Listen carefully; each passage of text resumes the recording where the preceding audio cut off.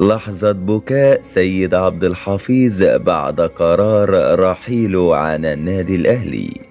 شاهد ماذا قال.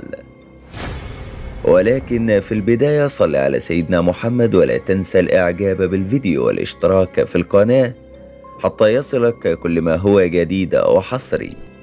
علق نجم النادي الأهلي كابتن سيد عبد الحفيظ على قرار رحيله عن الفريق، وأدلى بتصريحات صحفية خاصة نقلها موقع أونلاين سبورت منذ قليل. قال عبد الحفيظ: قبل أي كلام وقبل أي تفاصيل، أنا بشكر جمهور النادي الأهلي اللي من امبارح لحد دلوقتي بيسأل عليا وبيطمن عليا. أنا بشكره جدا جدا. بالفعل أنا خلاص أنهيت مهمتي مع النادي الأهلي كمدير للكرة. ده قرار مجلس الإدارة، وأنا ما أقدرش أعقب على قرارات مجلس إدارة النادي الأهلي نهائيا. احنا في الأهلي اتعلمنا إن الأهلي فوق الجميع ومصلحة الأهلي فوق الجميع، وطالما مجلس الإدارة شايف إن أنا دوري انتهى لحد كده، يبقى قرارهم لازم أدعمه وبقوة كمان.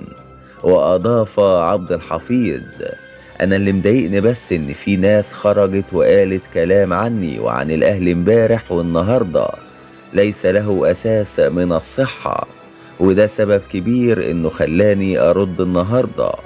أولا، مفيش مشكلة بيني وبين أي لاعب في الفرقة. ثانيا، مفيش مشكلة بيني وبين مستر مارسيل كولر مدرب الفريق. ثالثا، مفيش مشكلة بيني وبين مجلس الإدارة ولا الكابتن محمود الخطيب.